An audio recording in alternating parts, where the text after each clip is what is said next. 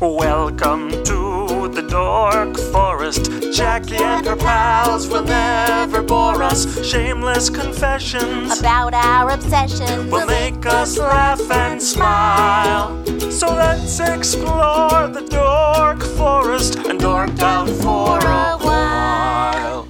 Hey, it's Jackie Cation. Welcome to the Dork Forest. You know the websites, JackieCation.com, DorkForest.com, TheDorkForest.com, FamilyPetAncestry.com. You're probably already there. Let's do the credits. Mike Rickberg composed and sang that song with his wife, Sarah, that you just heard. He's going to sing his version of the Mexican hat dance at the end of the program. Patrick Brady is going to fix this audio, and Vilmos works on JackieCation.com, the website. There are many ways to support the show. The Amazon link is one. You can use an Amazon link from JackieCation.com or DorkForest.com to go to Amazon. You order like normal, and it supports the show. There is a straight-up donation button, PayPal or Venmo, to this email address that is mine, Jackie at JackieCation.com, where you can just donate to the show if you like the show a lot. I think PayPal has figured out a way to do a monthly. If you want to go monthly, please do. Other ways to support the show if you want to is you can buy merch. There's Dork Forest t-shirts, and all the shirts are union made here in America, so they run a little big. Union Bayside, so if you want to look up their size chart. And then the other merch is my stand-up merch. On JackieCation.com, you can watch me do stand-up, you can look at my schedule, and the stand-up merch, a couple of different t-shirts, couple of different enamel pins, and all of my CDs and my DVD. If you want to live stream my DVD, it's over there at comedyfilmnerds.com. They have a live streaming capability, or you can get a hard copy of the DVD on my website. Oh, there are premium episodes at Bandcamp. TheDorkForest.bandcamp.com has probably 10 episodes that were done live. They cost me a couple of bucks to make, so I charge you a couple of bucks. If you've run out of regular episodes, go over to TheDorkForest.bandcamp.com and get some more. Other than that, I say this. Let's get into the show. Hey, it's Jackie Cation. I'm in my living room.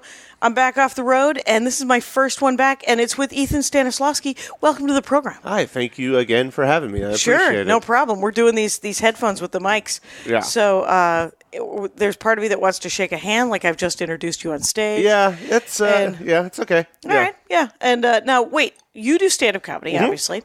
And that's correct. Where did you start? If I may? For me, it's a little tricky because I started like 3 months worth, which is borderline not at that point in New York, where I'm from. I'm from New York originally. Okay. And I was at a point where I was like, I don't know what to do with my life. I was going to grad school at Indiana University in Bloomington. Okay. And I had like 3 months where I couldn't commit to anything long term, so I started stand-up. This is like 2010.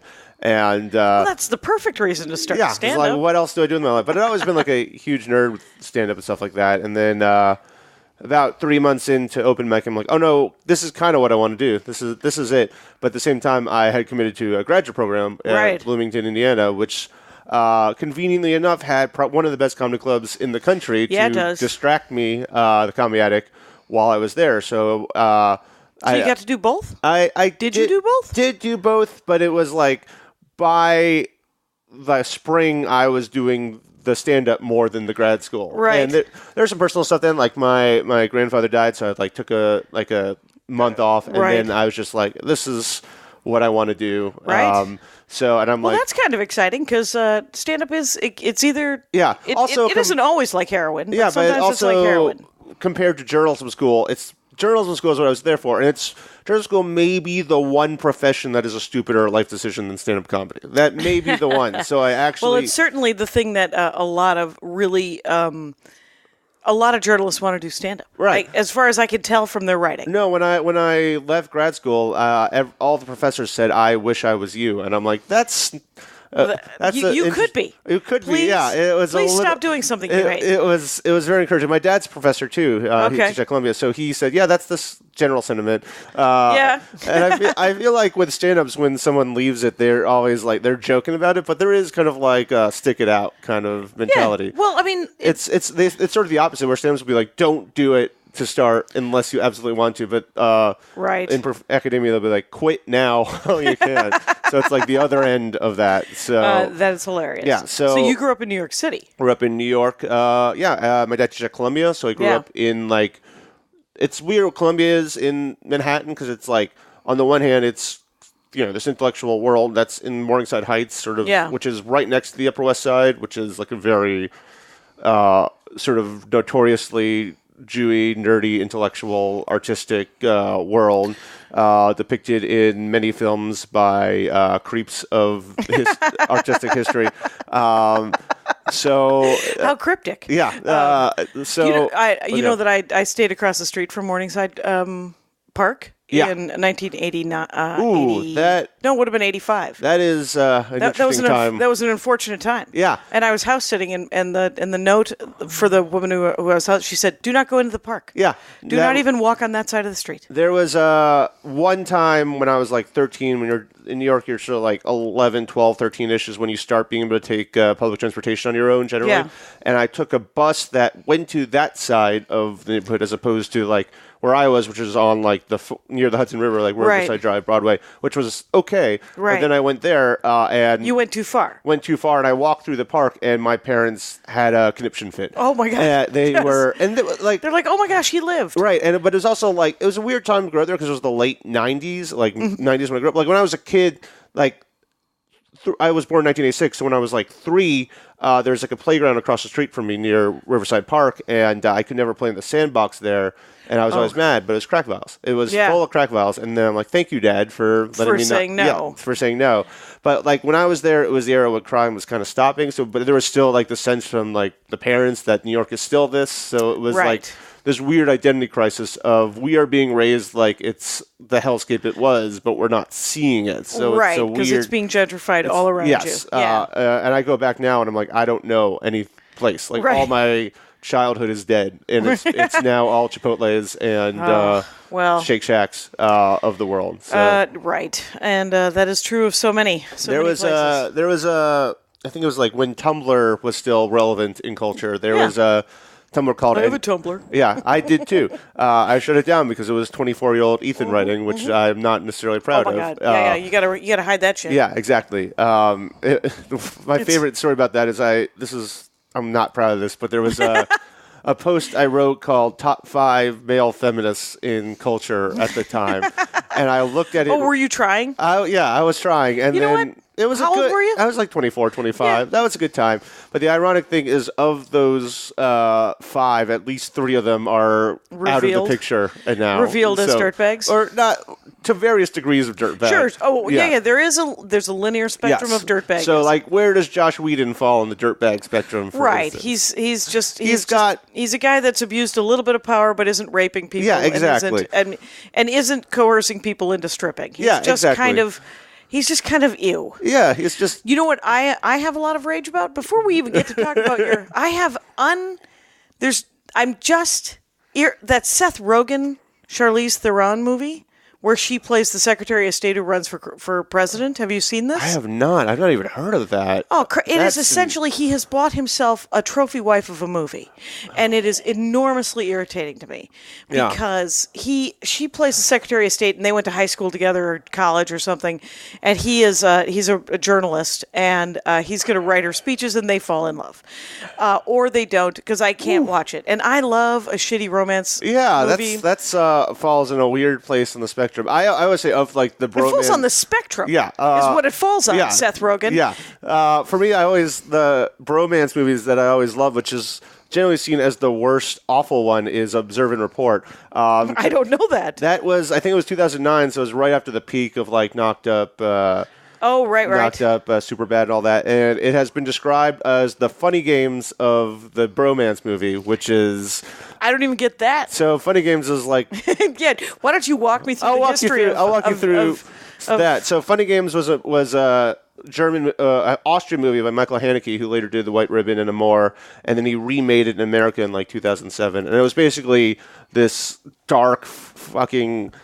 but it was like about a home invasion where it sort of turned on the horror genre on itself, and like there's a scene where Michael Pitt looked directly at the audience and like, you wanted this, didn't you? And then rewinded and got like the ending that people didn't want, and it was like that kind of thing. So it's just like shitting on the audience for what they like, and this was kind of the And that's what Observe and Report was? Kind of. Who was in that? It was Seth Rogen. It was Aziz before he was before he was a bad dater. Before he was, as far as I can tell, his But crime is being kind of a shitty boyfriend. Yeah, it's for me. It's like there's one take I said, which was like, if the Me Too movement goes to male entitlement, that's good. That's the next step. And I'm like, that's a fair point. But like, I feel like that. Yeah, again, we're talking about spectrum, and I feel spectrum. like, and the thing is this, and to always be aware that you are talking to another person and you're at work isn't a bad idea, right? And I'm not saying I don't look at dudes that are good looking and go, well, that's distracting, right? But there's I mean, I don't ever say anything about. I mean, I do sometimes on stage, where I'm just like, and what I will say. I don't know. Would this be sexist? If a guy said it to a woman, let's find out in the moment, because I've never said these. I have said to dudes, you're distractingly good looking. I can't actually look at you. It feels a little rude. Yeah, but it's also like... But if a guy said it to a woman, the woman in the audience is like, Yeah. But it's also like, if you are friends... It's like, it depends on, even then, it's like sort of relative, depends on your relationship. Like, if you have a friendship that's sort of based, that's close enough. Yeah, wouldn't have any relationship with this dude in the audience. It would just be distracting. That's fair, but there's like, I have friends who will just like, even like, I am like, at most a 0.2 on the Kinsey scale, but I will have like male friends where, I think about this a lot. There was a guy, when I was just starting in New York, there were actually two guys who, like, at just mics or shows, they would just grab my balls. Like, that was just what they did. And it was like, hey, man, grab your balls. Like, it was just the fun thing to do. Right. And it was like, one guy did it, and it was like, okay, cool, whatever. And then, like, that's just how he says hi. It's like a dog or something like that. Thing, yeah. And then there's another guy who did it, and it was like, whatever, that's how you say hi. And then I found out later that he was bisexual, and weirdly, that made it weird, and I felt bad about that because about it's like, being weirded out because of his bisexuality. Well, it was like that, not by his bisexuality, but like that. I sort of was under the impression that it was like sort of that broy, broy thing that you were like that you also did not want to be part of. Yeah,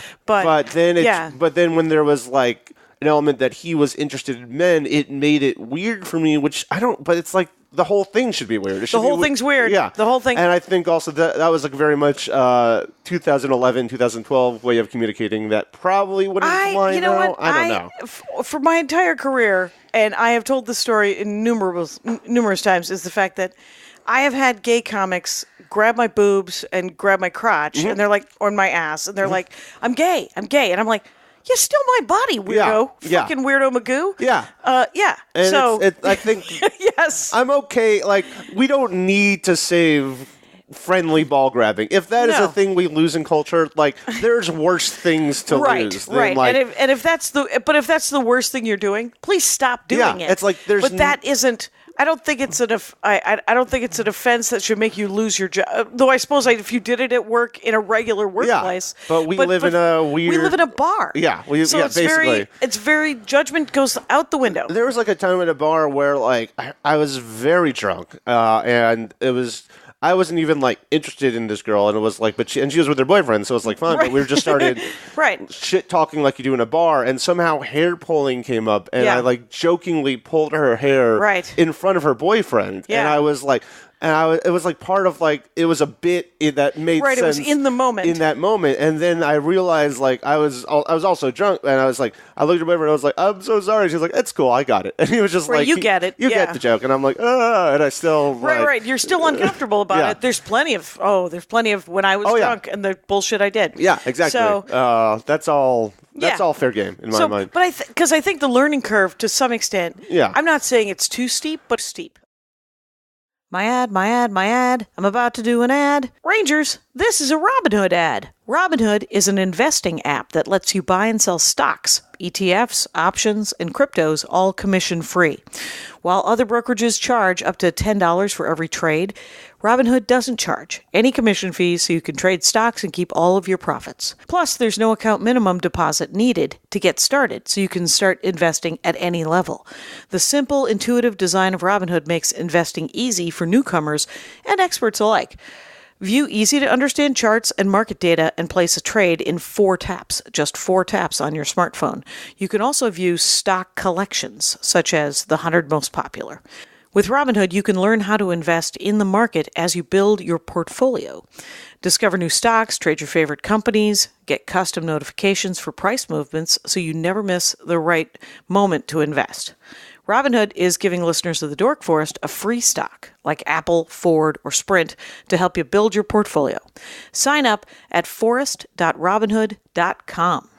Now let's get back into the show. Like right now, I'm starting to hang out more and more with like 24, like when I was 24 comics, but they're also like, I was on the fringe of growing up with the internet. Like I was from like 10 to 12, I was on in AIM chat rooms, and I was more or less as online as you could be at the time. But I still remember like when that was not the way you lived your life. Like I didn't have Facebook till college. I didn't have like things like that. I think if you were raised with that, now I'm starting to see some tendencies of people where it's like, instead of like privately talking to a human being who there's some kind of issue with, like, which is how you do things, there's like a... That's ideal. You put it on blast first and pick up the pieces second, which is what they're doing now. Which is what things are doing now. And that's just... It seriously makes the learning curve steep. Yeah. But it has been 11,000 years of someone grabbing your balls. Yeah, exactly. So there's straight... So you're like, there's, if you have to be taught by me shaking you, I guess that's how we're doing it. I mean, I can't stop it at this point. It's just also like how... Yeah, and it's like... how, I don't also know how much it lasts. Like if you have an incident when you're like 19, and I've had things go down in flames on the internet before in many ways, but... I've come out of that. I've survived. So it's not like I am in shambles. There was a moment where I was like, is this it? Like, am I done? But like with, I talk about this sometimes, like a UCB instructor who were like my sketch class who said, I will make sure you never do anything at UCB again. Oh, wait a minute. That's one of those you're never going to work in this town again? Yeah, but it was like a UCB instructor for like Sketch 201 and who had no power over me or anything. No, they never do. The people who say, when I first moved to Los Angeles, the woman, a good friend of mine who I moved in with, she had moved here a year earlier, and she had taken a class, how to be a PA. Yeah. A personal assistant, but a PA on set. Right. So it was a class. It was a $300 six. Yeah. So she went to the first one. Yeah. So she goes to it, and she realizes that you have to have your own car, and they're going to want you to go get coffee. Yeah. And that's the whole thing. Right. And so she canceled the check. Yeah. And went home. And the guy who had the class said that she would never work in this town again. Yeah. And she's like, well, if me working in this town again is this, I'm okay with that. Yeah, exactly. Yeah, so that's nuts. Yeah. And, Ethan Stanislawski, let's talk briefly about your dorkdom as we're 15 minutes into the program. Yes, we should probably get to that. It's at Ethan Stan Comedy, by the way. It's ETHANSTAN Comedy on all the things, right? On Twitter and Instagram. It's on Facebook. I have a page I don't really use. I use my personal more than I should, but that's just me too. Ethan.Stanislawski. If you want to see public posts that maybe shouldn't all the time be public, but who knows? Mine is in my private page, entirely political. So feel free to avoid it and go to Jackie Cation Jokes. Yeah, exactly. Yeah. So, Ethan, but this is amazing because I literally don't know what this is. You're like, your dorkdom is theater. And so you've written back to the angry young man movement in British theater. I'm starting there because I don't know what that is. Okay, so I'm trying to put it this way. During World War II in England, a lot of theater was sort of about British pride and like about let's maintain that we're England and that we're great, which in World War II made sense. You kind of had to have that thing. Right. Everybody had nationalism. That's where Olivier... To various degrees. That's where Olivier became Olivier, basically, was sort of maintaining that world. And by the late 50s, there... not necessarily in theater, but in the culture of England, that was sort of breaking down. You had the Suez Crisis, which sort of really confirmed that England wasn't an empire anymore. You had sort of a generation coming up that didn't remember World War II as well, or wasn't like... They didn't live through it. They lived through it, but like as a child, not as... Right, they were 4. They weren't 14. Yeah, exactly. Yeah. So, and there was also like a lot of educated people in an economy that was going nowhere, and they didn't know, they had like too much of a brain and they didn't know what to do. And especially when you're like 26 and have unchecked testosterone about it, that will lead to Poetry. Bad poetry. in most cases bad poetry, but in sometimes incredible theater. And the play that sort of sometimes excellent sometimes poetry. amazing poetry. Oh, good. So in the thing that sort of centralized that in England, it sort of really brought that kind of energy into the world. And theater, of course, in England is at a mainstream level that it is not and never has been, probably will never will be in America. So that like culture in England is defined by theater as much as by television and film, which is sort of unthinkable in America. Even out of London? Even out of London, yeah. Like Edinburgh there's all like academies, like the Royal Shakespeare Academy, which I don't think is in London, but there's like it's just part of the culture there. Okay. It's like every actor you've ever seen who's English has gone through theater before they've gone to movies and television in the U.S. That's why they're all 40. That's why they're all 40 and good. And really good at their job. Good. Yes. So the play, I think it was 1957, this play, Look Back in Anger by John Osborne, premiered, and it's one of those premieres that everyone claims they were at that premiere. Oh, really? Like there's not enough seats in the theater for like a quarter of the people who claim they were there. Okay. I think it was described by someone as like a landmine thrown into, or a grenade thrown into the British theater world, because it was not really. It was sort of like there had been previous examples, sort of like gritty. I mean, like not gritty, but like real, like Arthur Miller in America was sort of a force for that. There wasn't really anything like that in British theater, and the whole play centered around it was all in an apartment. It was a kitchen sink drama, and sort of that. Yeah, which wasn't really as mainstream then. So it also weirdly the started. only one I've ever seen is a Shepherd about the brothers. Yes, True West. Yes. True West. Yes. That's the only one of those I've ever seen. Yeah. So it's like that, where it's all set in one apartment. One cramped apartment from someone who has incredible education and works at a candy store all day, and because that's all he can get at that point. And it's basically lives with Jimmy Porter is the character's name.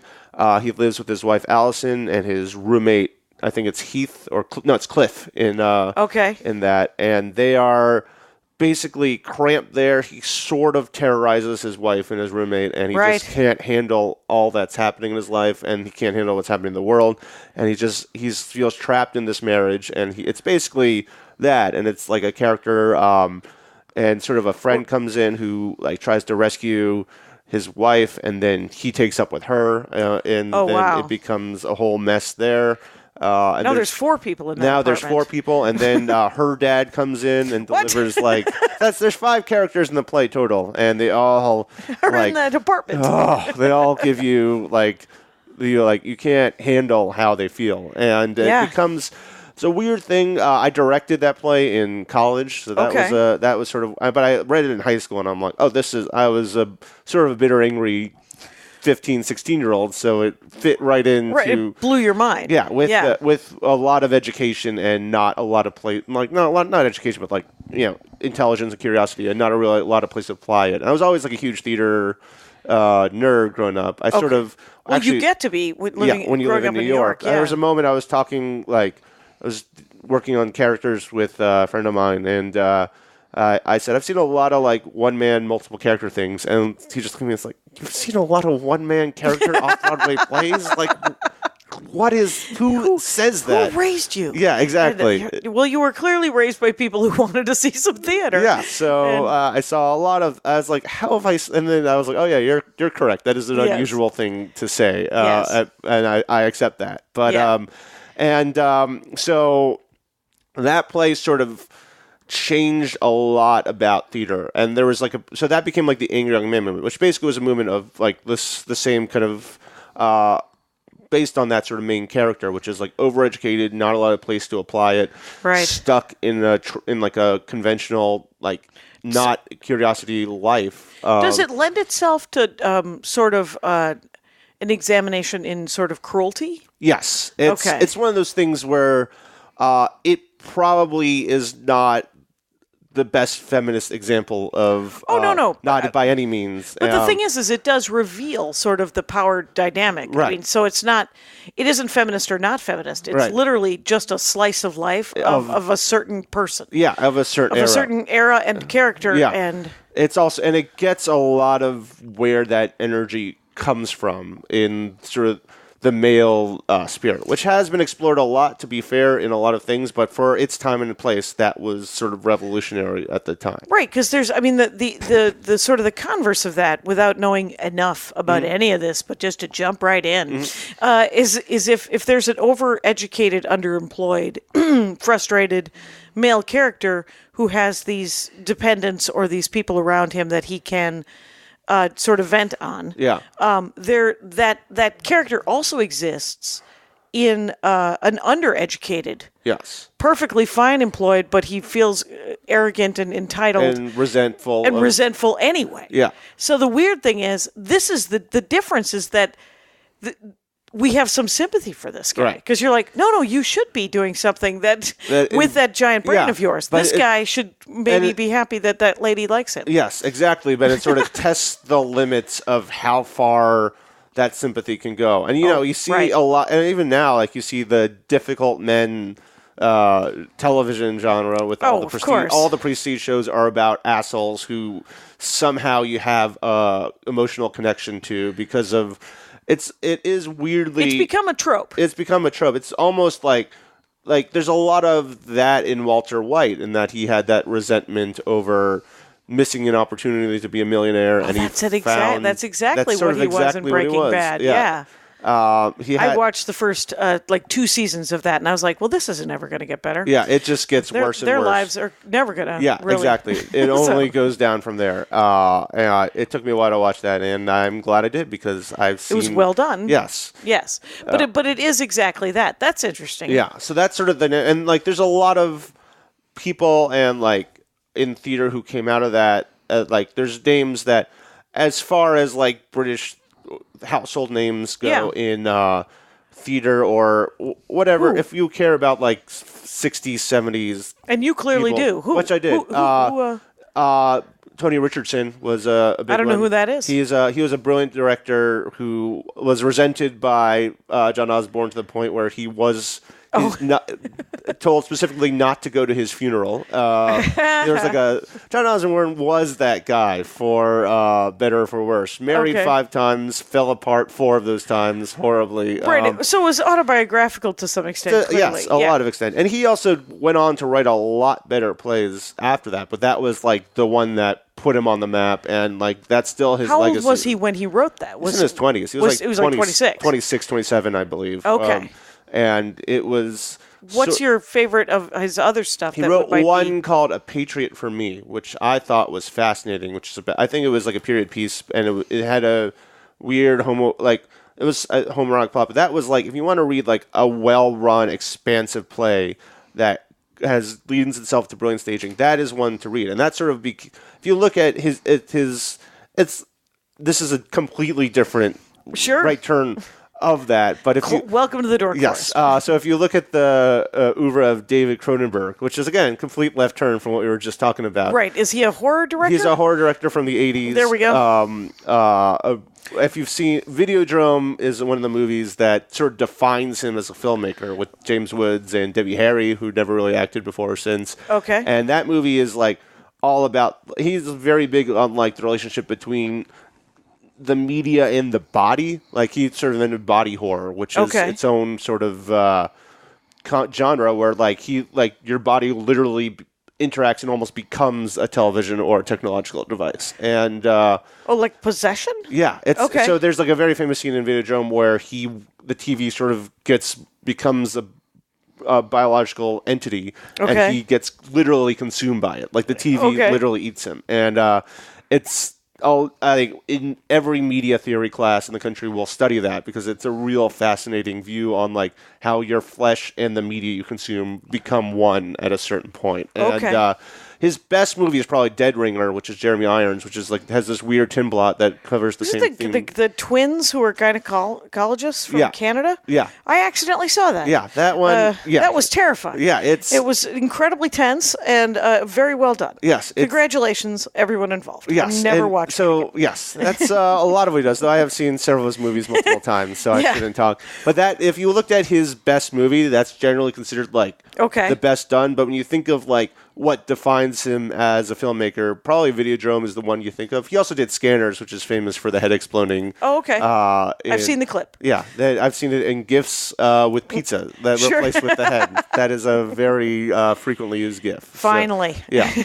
He made it. They are now part of the mainstream culture. Okay, so Osborne, anyway. so the director who Osborne didn't direct hated, that, but yeah, they later became Richardson. Whose daughter was Natasha Richardson, who became a very famous actress. Excellent. Who's that? She was, I'm here so that nobody else has to ask these so questions. she was a very famous actress in basically 70s, 80s, and 90s. She died really tragically about 9-10 years ago. I forget how the accident, but it was like it was an accident. It was an accident, and it was incredibly tragic at Very the time. sad. But she's done a lot of things. The one that was most fascinating to me was she played Patty Hearst in the Patty Hearst movie biopic, which is directed by, what's the guy who did the screenplay for Raging Bull and did Autofocus? Paul Schrader. I think Paul Schrader did that. Nice work. I'm glad I was here as a that support. one out. But what I love about that movie, because I also have a weird fascination with Patty Hearst and like how she embodied a lot of like counterculture in the 60s and 70s. But what that movie does, because she has a weird relationship on that, because on one hand she was like the rich girl who became like turned into Manson into in like that world, but also and opposed to like, I mean, she would like, there was the Manson clan, but she was like old wealth who became that. So there's a weird class dynamic of that not even Manson had. Like Manson preyed on runaways and stragglers. Right. This was the granddaughter of William Randolph Hearst, who for some reason fell for Manson. For Charles Manson. So it was, and so on the one hand there's that. On the one hand, she was sexually abused to a horrific level. On the other hand, she did kill someone. So sort of did. Well, I don't know enough about Patty Hearst. I mean, we could weed off into a Patty Hearst chunk. We could do that. Just to sort of get back, what I love about the movie is it's from her mind, and her mind, like, that's sort of an unreliable narrator situation. Right. And which is what she is. And that's kind of the right way to do that, because there's so many complicated things in her story that having no resolution to that actually really works in how you present that. So. Right, because you might as well put it from her perspective, because nobody else gets it. Yeah, exactly. And, I don't know if even Paul Schrader got it, but is her daughter Lydia Hearst? Yes, who's married to Chris Hardwick? Yes. All right. I once, for reasons beyond me, ended up not even like going into that estate, but just like dropping like a thing off. That's like, I just asked someone, me, hey, can you drop something off here, and like I'll give you a little money. When I was like, okay, sure. Yeah. And it was I was like, oh shit, that is that estate. Right. And there's a security guard outside who complimented my Simpsons tattoo. So that was there's a lot of things going on. There's so many. Los Angeles is genuinely one of the weirdest places in the world. Yes. And like, people make fun of rent-a-cops. Yeah. If your rent-a-cop is clearly a white 47-year-old white guy who used to be a cop, right, you have giant bags of money. Like, or if he's like ex-Mossad and he's 60, you're terrified. Yeah. I had a comedian who I met in New York. She was more in storytelling than like stand-up, but she had a story about how I don't know if she was older. She was like in her 60s at that point. And who was it? I probably know her. I don't remember her name. I don't think she was. I don't also think she was that sort of into that area. Into that, she was also not like that prominent, but she was like someone I interacted with. And her dad, she's from Minnesota, I think, actually. And her dad was, I think, mob killed in like the late 40s because he was a Nazi sympathizer, and which was in like the weird thing post World War II, combine Hangover World War II for Americans with Midwestern rage. Right, and just insane, more like Lobster Man or the Rocketeer, where you're like, even the mob is going to kill Nazis. Exactly. Yeah. So it was that, and then her uncle was like CIA and helped found Mossad, I think, in Israel. So like you have this Nazi who's killed for like Nazi sympathizer, and his dad, the brother, literally founds the Israeli counter to that. So that's like what she was born into. I wish I remember her name because I was just like, I heard that. I bet you she's still online, or there's some sort of online presence. There's something there. Maybe if we Google it, let me know. I don't know any of the names of her or the people involved in the story, but but there are some clues. Yeah, there's stuff that can be figured out. So those of you that are sleuths, yes. I need to know more about my ad. I'm about to do an ad. Rangers, this is another ad for HelloFresh, which I genuinely love. It's HelloFresh.com/dork80, and you enter dork80 at checkout, and you get $80 off your first month of HelloFresh. Here's a scoop. HelloFresh is simple, enjoyable, easy, delicious. Literally, they do all the meal planning, the shopping, the prepping. It's seasonal. There's simple recipes, pre-measured ingredients delivered right to your door every week. My favorite thing is that it includes the protein. So you get to pick whatever you want. There's 3 plans to choose from: classic, veggie, and family, with the option to switch between them, obviously, as your tastes change. And the one that I just made was great. This is my favorite. Actually, I picked 2, but here's the one that I was going to tell you about, which was meatloaf balsamico, you guys, with a sweet potato mash and green beans.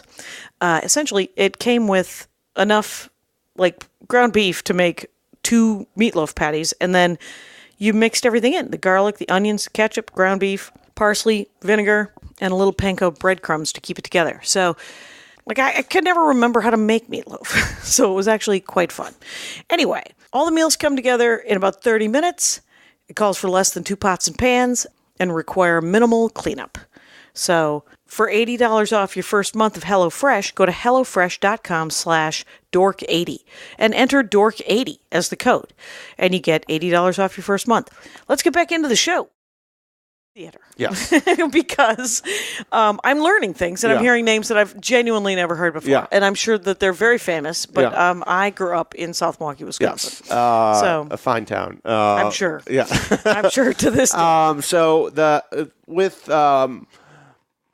look back in anger, while the people who are younger in that world, it clicked with them immediately. Right.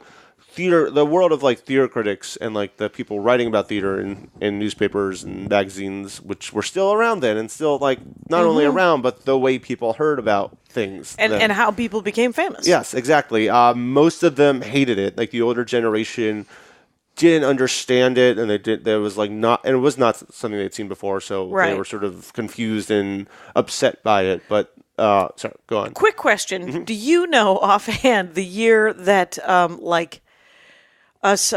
Death of a Salesman was written? 40. I think it premiered on Broadway in 49. I think there was. So it would have been 10 years earlier. About 8 or 7 years earlier. Okay. And that was another thing. That actually, my grandfather used to always say that play changed his life, and that like he ended up going into politics, and he was actually a state representative in Massachusetts for over a decade. But he was like weirdly in like a dead end. He got a law degree. He was sort of in a dead end job there, and he hated it. And he saw that, and he's like, I'm not going to continue this life. So he went into like that changed his life. Right. Yeah. Well, and then like Arthur Miller. Yeah. He wrote in the 20s. Yeah. Is that right? No, he wrote. It was more 40s. He wrote. Of course, because he dated Marilyn Monroe. Yeah. So and he was too old, but he wasn't old. Like he wasn't like 100. Upsetting age. I think he died when I was like not only alive, but like when I was like a. Right. I think he lived. Early teen. Yeah. Like I think he lived long. Oh yeah. No, he lived till like 90s. I think like 2011 almost. Like it may have been something like that. So he lived a long time. Yeah, because remember he was like on stage in a production of View from a Bridge on Broadway, just like celebrating at the end. So I'm like, that is in like 2010. So I'm like, that is a long time for that man to live. Yeah. Yes. Well, because what I'm trying to figure out is that it feels like there's always something. There's something that's created when people are about 26. Yeah. That the generation above them doesn't like. Yeah. And in this case, it was sort of angry young sort British of, men. Yes, who were upset that. But the one theater critic who saw that and very early identified that this is a generation-defining work and that this is going to be talked about for decades. And if you are looking at the history of British theater decades from now, this is like a before this and after this moment. Like this is a changing of the guards and things like that. And that his name was Kenneth Tynan, who was a theater critic for decades. And later in his life, I think in the 70s, he co-wrote the Roman Polanski Macbeth movie, which is a very... Of course. Yes. I saw Chinatown and I was like, this seems autobiographical. And this is, if you could make and of all the Shakespeare plays to do in the Roman Polanski way, Macbeth is kind of the perfect, awful kind of way to do that, about like betrayal and being influenced down a dark path and like having power and abusing it for weirdly sympathetic but not very cynical dark reasons. And if Roman Polanski is going to do Shakespeare, that is the one for him to do. All right. And Kenneth Tynan was co-writer of it. He lived a very interesting life. He died at 53. He was a chain smoker who was told early on, you should not be chain smoking at all, given the way your lungs work. And he still chain smoked till, I think he died in like the 70s. Wow. Last year of his life was in Los Angeles. I read his and John Osborne's biography, which was both very... how did someone function this way? But in the time that this happened, this kind of made sense. But even then, it's like, how did this happen? It's a biography about the two of them? No, there's there's two separate biographies, and I've read both of them. And they're biographies, not autobiographies. Not autobiographies. Because there is moments in them where you're like, how the fuck did you make that decision? Actually, with Ken Tynan, I don't know if... So, Ken Tynan... In his last, 8 years of his life, he was a very vocal sadomasochist and very much into S&M. Okay. And he spent the last, That's why he moved here. Kind of, eventually. Because you can do whatever you want. But by that he moved here in, the way people move to L.A. in the last year of their life to be in sunshine before they go. Which is a thing. Kind of a retirement thing. One last year in that life. Also, John Osborne... wrote the movie Tom Jones, and he won an Oscar for best, I think, adapted screenplay in a biopic about the singer Tom Jones. No, it was not that. It was like I don't know what. I think it was like a novel in the 17th or 18th century, and Tom Jones. That Tom Jones, and he did the movie adaptation, which I think won. He won the Oscar for it, and so that was like his biggest source of income that he ever had, and he had money that he theoretically could have lived on for the rest of his life, and he just found the stupidest ways after stupidest ways to squander that, and broken marriage after broken marriage later, he almost was an impoverished person by the end of his life. The fifth marriage worked great. Like, that one lasted, I think, 20 years, and they were happy, and they were fine, but the first four were just like disaster piled on top of disaster for those. Right, and so the biography, and this is the Ken guy, right? No, this is the other guy. This is John Osborne. That's John Osborne himself, who is full of sort of ego. He's a guy that is an incredible writer, but and was married 5 times. Yes. And in the era when that still happened, which I don't feel like... Elizabeth Taylor? Yeah. Mean, or even Ingmar Bergman, I think, was married 5 to 7 times. Yeah. It's a thing when you're in a culture where you are expected to marry immediately, and then you realize... Then you're a personality who should never marry until young. And then you get on a path that you can't get out of, and it starts repeating itself. Right? Did he have Did he have 4 families? He had one scorned, estranged daughter. I think that's it. I think he only had one child, and it was. Oh, thank God! This was a man who was not designed to be a father, from what I understand. Well, it sounds like he was designed very much to live alone. Yes, and occasionally see people that he liked. Yes, yes, and occasionally do things and somehow find ways to fuck it up and fill it with spite and resentment when it didn't need to be there. But Or that just was throw it away. yes, in that glorious way you used to romanticize, and now you're like, really? Can you? I guess we don't. Yeah. So Ken Tynan, again, the last 10 years of his life, he worked on making an S&M like movie, like that kind of thing. Oh, okay. And he kept trying to get funding, and it was like, he had so many like things that he could have done with it. He was one of the most brilliant minds and like I've ever encountered. It was almost like he was trapped in this apartment with these people. Yeah, almost like that. It's almost like he chose to live in that apartment instead of using his powers for good. Yes, and it's very he told in his letters, there's a book of his letters that I read, and I think of those a lot. It's brilliant. Like, opinions on theater, opinions on British culture, and just opinions on like that culture. He told, there's a story in that is one of the most incredible stories I've ever heard, where it's something, he was friends with Marlene Dietrich, and he, or just because he was in that world, and he relayed this story. I don't think it was ever meant to be in public knowledge, but it's in a published book, so it's fair to say.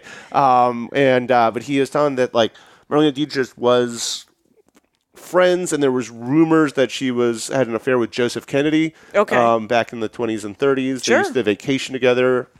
So John and Robert and all of them grew up with her in their life. Like Marlene Dietrich was a factor in her life. And when John was in the White House, she was accepting an award for, I think it was like from Holocaust survivor or something like that. That's the way the story goes, in D.C. And John called her to the White House and said, would you like to see me for a minute? And she got there. And I think they met in the Lincoln bedroom.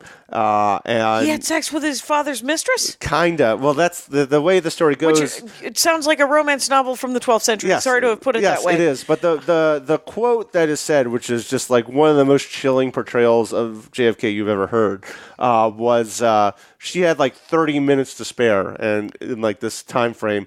So otherwise, she was going to leave the Holocaust survivors late. Oh my God! So something like that. So they did the thing you do in that situation, and in the Lincoln bedroom. It may have been. I don't know where JFK did that, but that's just the most likely place. It could have been wherever, wherever that happened.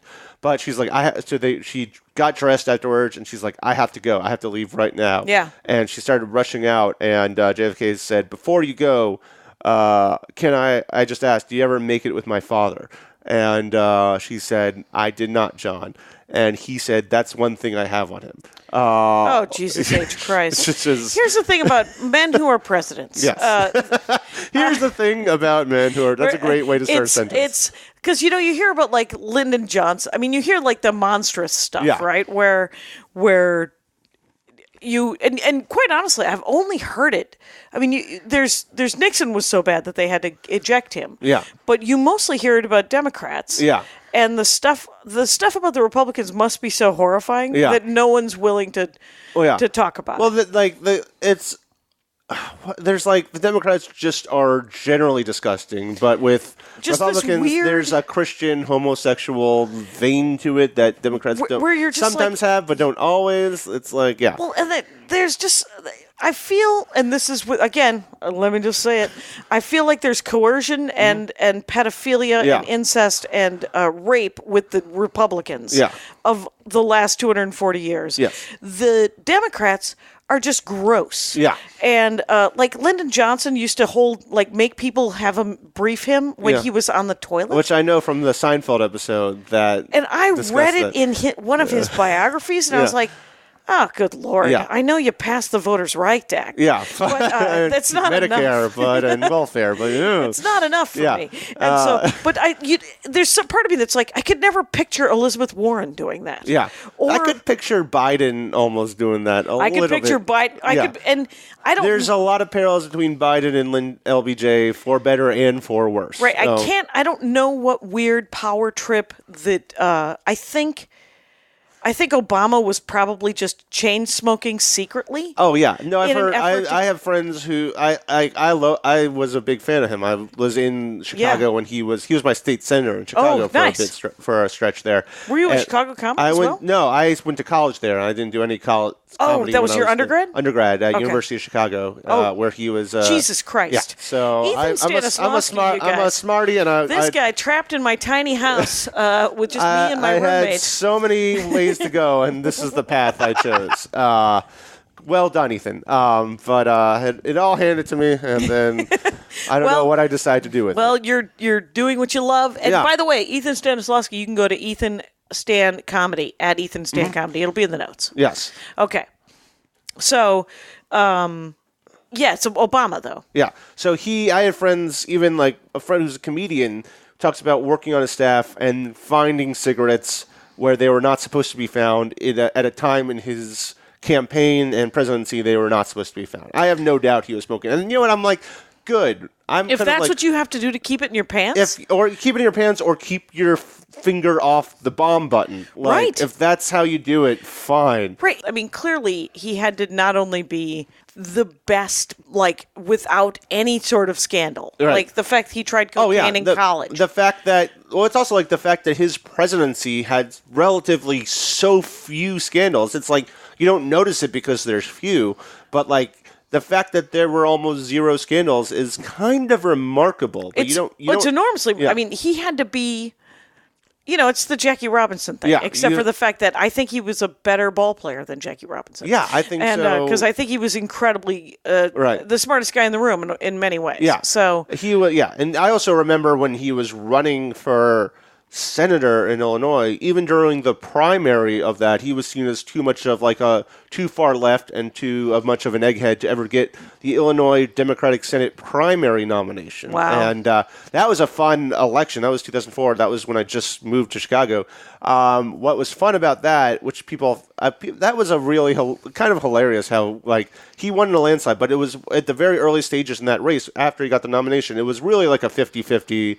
Like people were like, this is going to swing the Senate one way or the other. Right. Race. It was 2004, and the candidate, the Republican candidate in Illinois, was named Jim Ryan, and he was like someone who was very well respected in that party, and he was sort of seen as probably the strongest favorite. Jim Ryan was married to the actress Jerry Ryan, who is famous from the show Boston Public and other. wait, not Star Trek? No. Okay, different Jerry Ryan. Jerry Ryan, Okay. the act Jerry with an I, who's in Boston Public and a number of other shows. And they were married, and then in their divorce proceedings, it came out that he would take her to gross sex clubs when she did not want to go, and situations like that emerged. So he, at that time, at least in 2004, say what you will about it, when you had situations like that, you had to drop out of the race, which is a nice thing. Like, yes, as opposed to that. I mean, like, if you were to go, if you go to a sex club, fine now. But if you're like dishonest and your partner is not into it, and you're sort of forcing them to go, then, and you're a Democrat, you got to drop out. Right, and this is a Republican. This was a Republican. Oh, that's when the Republicans dropped out. Still, in we're doing that. 2004. They're That's still right. doing that. So God bless. Have a situation where that's still a thing. That was still a thing. Sure. And they replaced him in the race desperately with Alan Keyes, if you remember that name. It was like the Ben Carson and Herman Cain of his time. He was like the one black Republican. They pulled out of retirement. I think he ran for president in 2000, and you just heard things he'd say, and you're like, that is not a thing a person should say in any context. Right. But like, he was of that era, and he wasn't even in Illinois. Like, he was like manufactured a residency situation so he can run. Oh my God. And everyone, and they're like, I think they just picked him because he was black, and they were running against a historic, like, charismatic, future star, black president, eventual president, two-term president. Right. They saw how dangerous Barack Obama was. And they just threw a Hail Mary pass that failed and crashed and burned. It's really kind of funny now. At the time, you're like, what the fuck is happening? Yeah. But now you look back on that, like, and he won by like 70%. And the thing is, like, that sort of shifted. Illinois, I mean, they had a Republican governor for years, but they were a very 50-50 swing state in general. But that was sort of the era when Illinois shifted more or less consistently blue. And that was sort of a big part of it. And even when you have a Blagojevich or a Manuel situation, it's still very blue and sort of is now in that column more safely than it was. That was sort of like a weird turning point, 2004, for the state of Illinois. So, but that's a story that seems funny with the distance you have with it. Right, well, and completely. So it's so funny to read these biographies about. Yeah. Do you read a fair number of biographies? I used to read more. I'm sadly the person who went from reading 400-page detailed things to here's a Wikipedia page and the one early life section, personal life section, and now I feel like I know everything, which I'm not proud that I am that person now. No, but but that's sort of like how things work. And then I go back on Facebook and read something that makes me scream. Like that's not. I should be reading books and not being on that. Right, we're all reading more articles. We're reading rage. I like my line about Facebook. It doesn't matter if you're right. It matters if you're loud. That's sort of how it works there. And it's really frustrating. I have a thing where it was a comedian who's a very good friend of mine. I love him. And it was just like a thing where he was raging against like sports teams using the Queen song "We Are the Champions," which is like you're using it for your championship, but it was like, and it was like a song about like celebrating homosexuality. Sure. But he was like, this is an AIDS rebuttal. That was his point. And I'm like, that song came out in 1977, dude. Like, you can let that go. You can. It's like that. That's like I am on your side in the general concept, but like I'm on your side, and it's baby, it's cold outside. Too. Exactly. But I actually saw with baby and cold outside. I saw a weird rebuttal of that. Of that now consistent rape culture thought of that song, where it was a weird feminist defense of that song, where it was.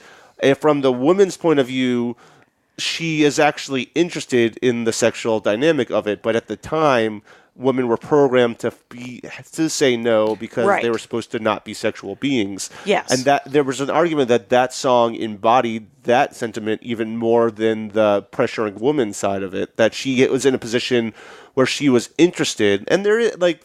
I think that there's a valid point to be made there. And I'm like, that is a valid side of that I'm happy I read that point of view. Right. Like, whatever you think, that is a worthwhile perspective on that song. I mean, if there's one romantic comedy about a woman being tricked into having sex, there's a million of them. Yeah.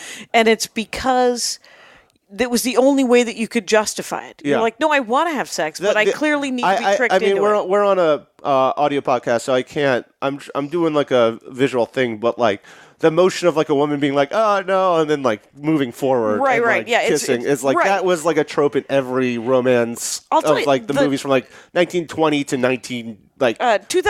2019 pretty much. Yeah. I think Seth Rogen. Yeah. And so, but I own several. I used to love Rock Hudson, Doris Day movies.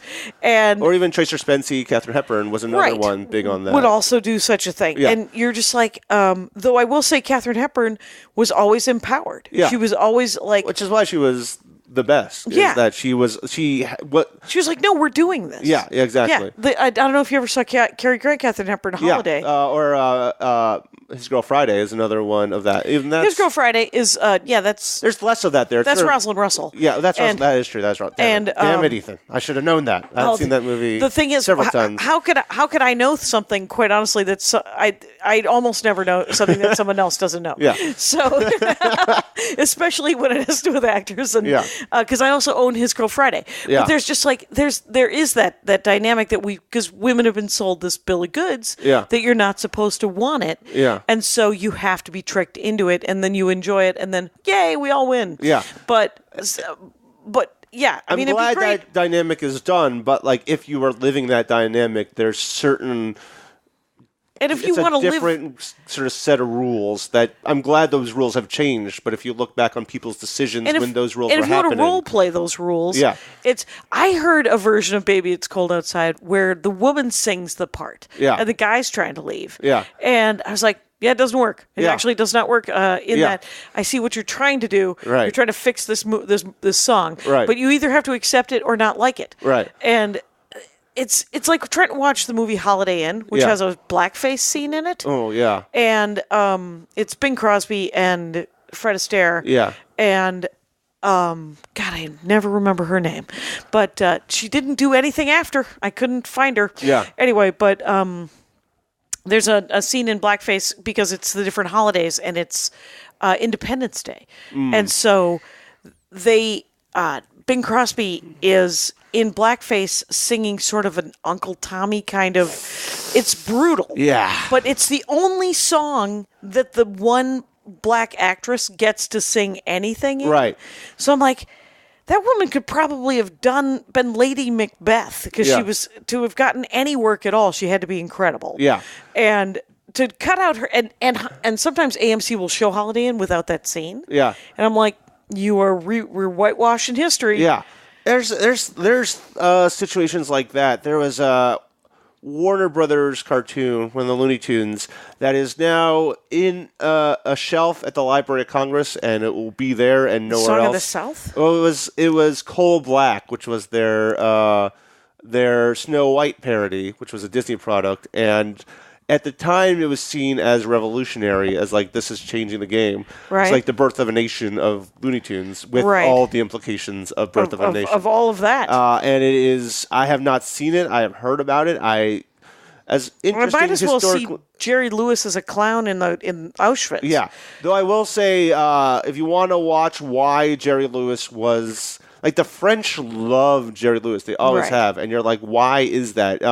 Speaking of Looney Tunes, I think it was Chuck Jones it was Frank Tashlin, who was very big in Looney Tunes in the 50s. Those Dean Martin, Jerry Lewis movies are incredible. Like, they are. I loved him as a child. They are like, Artists and Models is one of my favorite movies. Have you ever seen that? And it has weird Looney Tunes elements. What's it called? Artists and Models. That was like 50, 55. It was roughly that era. It was like an early color film. And there were Looney Tunes elements. What's her name? She was in The Apartment. Shelley MacLaine. Shirley MacLaine. Shirley MacLaine. She was in that. She was incredible. And it's a slapstick comedy, but it has sort of unbelievable costumes and humor. And it's like, you've never really seen anything like that. And that's from the 50s, right? Yeah, that was the 50s. And that was the Dean Martin, Jerry Lewis dynamic, and that is like perfect. And it's like it's comedy, but it sort of transcends that and becomes like, I may have to see, because I recommend this movie. Like, I shout this movie to the rafters. Because I never liked the solo Jerry Lewis movies. No, because I'm not a huge fan of really big comedy. Right. You know, I know that it's done, again, it's something that's done well. Right. Congratulations. But I don't need to watch it. Yeah. But I do remember as a child, like, being 7 or 8 years old and fucking loving the Dean, because I had the giant crush on Dean Martin. Yeah. And Jerry Lewis was perfect. Their dynamic is one of the best comedy dynamics you will ever see. It's like, sort of, in my mind, it's like almost like the model. And it's like, it's the straight man, loony person dynamic on one level, but there's like a class to it that I feel like it's hard to describe. If you watch a movie, like, you see there's a voice to that dynamic, and there's like still like Dean Martin as you think of Dean Martin now. He is still in that. He's just younger and more virile, I guess, is probably and the more best energetic. word. Yeah. I mean, the energy that they had, it felt less like they were going through the road movies, right? Like, by the end of the road movies, you're like, stop it. Right. The first 2 road movies, I would say 1.5. Right. I own all of those. Right. But I would, those, and then, fuck, I forgot. Yeah. Anyway, but so there's a dynamic to those very early Dean Martin, Jerry Lewis, where they don't hate each other. Yeah. Where they're still psyched. And I think, what's interesting about the Tashlin, because Tashlin was very involved in Looney Tunes, and there is like there's literally cartoons mixed in with like city romance, trying to make it in like the business, whatever. I think it was like the fashion business or something like that. Whatever it was, like advertising. Yeah, something like that. Or I think they were also like just trying to get work in that. It was like they were like poor roommates, and it's like, yeah, Jerry Lewis and Dean Martin are struggling artists. You like think of that, chew on that for a second. Right. But you add the Tashlin dynamic to that, which is like the Looney Tunes dynamic. There's a scene where I forget how it was, like they're at some kind of showcase of fashion, and it is like, this is the most absurd thing you've ever seen. It's not, that's not the cartoon scene, but there is like the way people are dressed and the song and dance numbers of it. It's insane, but it's also like you see it and you're like, I am like smile laughing. You know that like joy smile laughing? Not like I'm laughing out loud, which there is, but it's just like I am in love with everything that's happening here. It's one of those kind of scenes. I believe that. Yeah. It can be done like, oh, I know what I was going to say. Some Like It Hot. Yeah. With Jack Lemmon, Jack Tony Lemmon Curtis, and Tony Curtis, yeah. which I loved, and Shirley MacLaine. Yeah. Oh no, that's Monroe. the apartment. Monroe. That's Monroe. Yeah. Anyway, so but it was in my opinion, it was Jack Lemmon was sort of like a button down version of Jerry Lewis because he was wacky. There's definitely that, but he was like still like actory about it. Right. But it was that personality. And yes. And the dynamic of Tony Curtis was the standard straight man weirdo dynamic, just at a sort of more muted but like artistic level. And like I always say with like narrative comedy movies, like stand up, but like with narrative comedy movies, what I always thought, and like a lot of movies that are like comedies, like Will Ferrell, whatever, they're like, you write jokes and then you write half a plot around it. Yeah. But I feel like the comedy movies, like the narrative works, I always like are literal like situation, not comedies, like not like a sitcom, but like you put characters in a weird, terrible situation, in an absurd situation, and you see how they respond, and it's funny. Like, but it's funny because of the circumstances, not because you're shoehorning jokes into a situation. Right, like a classic buddy film would be like Midnight Run. Yeah, with Grodin and De Niro. Yeah, and would you say that like a romantic comedy that was funny? Because an absurd situation, and I just rewatched it when I was on the road, right? Because I have it downloaded on my phone. Right. Is Music and Lyrics? Yeah, Music and Lyrics. God, yes, it's a terrible, wonderful, but it has that element. It has a feeling of joy to it, where the Shakira character comes out of a giant Buddha. Yeah, and you're like, what is happening? and I freaking Kristen Johnson. Yeah, Kristen. Twilight Girl. She was in. She and Jesse. Not the '70s show. Third Rock from the Sun. Oh no, that Kristen Johnson. Not Kristen Stewart. I got that. That's it. Yeah. So Third Rock from the Sun. Kristen Johnson, who is hilarious. Yeah, she's great. She is. It's not a big part, but it is fucking stuck the landing. Yeah. And then it's Drew Barrymore and Hugh Grant being silly in a weird situation. Yeah. With good timing and good jokes. Yeah. I think that's always like. I just wrote. I'm just getting a movie made. It's my first movie, and congratulations, which is nice. Ethan Stanislawski. It's starting. We'll see when it starts. It's one of those things. It's pre-production in the state of pre-production. Sure, it's pre-production. Pre-production, but like our producer, I co-wrote the screenplay, and our producer talks that the theory of screenwriting he was taught is you have a guy and you just throw shit at him, and when you thought you've thrown all the shit you can throw at him, you throw more shit at him, and you just it spirals and spirals and spirals, and you see what happens, and that there's humor in that, which is nice. Like, throw shit at a man and watch what happens is always going to be funny. Like, right, theoretically, and the thing is if you can write your way out of it, exactly. But it's not it's an excellent exercise at the very least. Yeah. You're like if you have any kind of writer's block, just start throwing shit at your character, and then see how they respond to it. That's always fun. The show I'm kind of obsessing over now, TV show that is Patriot on Amazon. I don't know if you've heard it's called Patreon. Patriot. Oh, Patriot, not Patreon. I wonder what that show would be. I have no idea what that show would be, but I'm weirdly fascinated by that. Yes, exactly. So Patriot on Amazon. Basically, it's about. It's called a NOC, which is like I forget what it stands for, but it's like a spy who works, American spy who is under the veil of being like a corporate like private company, but he does spy shit while working for a corporate company. Is the word narc? Not because it sounds like the Boston accent for narc. Knock, but are you not a knock? No, knock. But it is. I guess there would be co-op no matter what. That's just I love saying that. But so Patriot. Patriot. So what that is, he plays like a corporate spy who's works for the only company that does business with both Luxembourg and Iran, which is where a deal needs to be had. Okay. So that's why they place him there. And of course, the deal goes horribly wrong. Sure. And this guy both gets the shit kicked out of him and kicks the shit out of people, and some more than that, like blood, death level of stuff. But like, it's one of those things. The pilot, it just keeps fucking coming, and like what happens in the pilot is like they unfold like 2 seasons worth of shit that keeps piling up from the events of the pilot. It's funny. It's really funny in a very black way. Darkly funny. And it's one of those things you just again throw shit at a person and see what happens. Yeah, it's an excellent as a literally.